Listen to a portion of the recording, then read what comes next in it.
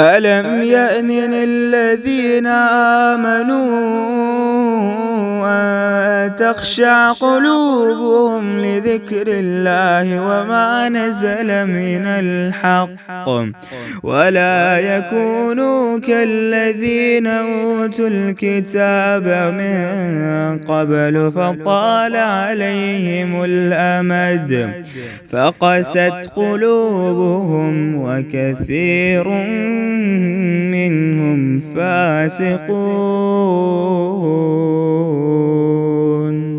یہ کتنی بڑی خوش بختی ہے میری اور آپ کی کہ اللہ تعالیٰ نے آپ کو اور مجھے ایک مسلمان گھر میں پیدا کیا۔ ہم میں سے کسی نے حضرت بلال رضی اللہ عنہ کی طرح قربانیاں نہیں دی۔ اسلام ہمارے لیے کوئی نئی چیز نہیں ہے۔ کبھی ان لوگوں سے پوچھئے، ایک قدم آگے اور ایک قدم پیچھے، جیسے ایک قدم زمین پہ اور ایک آسمان میں والی کیفیت ہو۔ جب لوگ اللہ کو رب کہتے ہیں اور پھر بات بنتی ہے، پھر بھی بات بنتی ہوئی نہیں دکھتی۔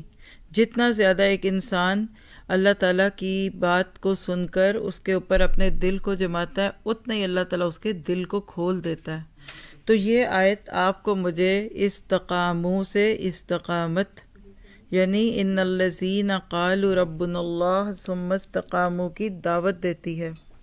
سوال پیدا ہوتا ہے کہ استقامت کیا ہوتی ہے؟ تو آپ دیکھیے، قام یقوم، قیام، قیامت، یہ لفظ قرآن پاک میں بہت مختلف طرح سے آپ کو دکھے گا۔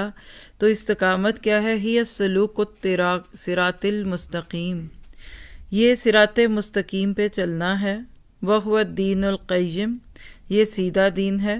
یعنی استقامت کا مفہوم کیا ہے کہ اس واضح راستے پر مضبوطی کے ساتھ سیدھا سیدھا دائیں بائیں مڑے بغیر یا کسی بھی طرف مائل ہوئے بغیر چلا جائے۔ سوچئے ذرا اس وقت کیا سن رہی ہوں، اور میں بھی خود سے کہوں کہ میں کیا سنا رہی ہوں۔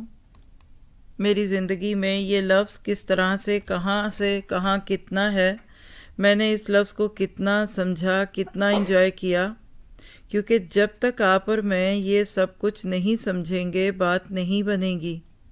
تو ان الذین قالوا ربنا اللہ، یہ اللہ کو رب کہنا کوئی چھوٹی بات نہیں ہے، یہ ایک راستے پہ چلنا ہے، اور وہ راستہ اللہ تعالیٰ اور رسول اللہ صلی اللہ علیہ وسلم کی طرف سے قائم شدہ دین ہے۔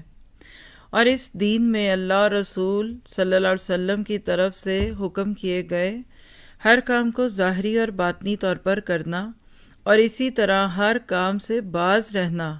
کون سا؟ ہر اس کام سے باز رہنا شامل ہے جس سے منع کیا گیا۔ تو کیا پتہ چلا؟ حسب استطاعت ہر کام اللہ کے حکم کے مطابق کرنا،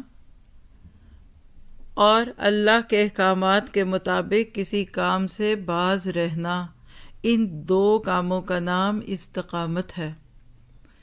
اللہ نے جو کہا وہ کرنے پہ جم جانا، اور اللہ نے جس سے روکا اس سے رکنے پہ رک جانا۔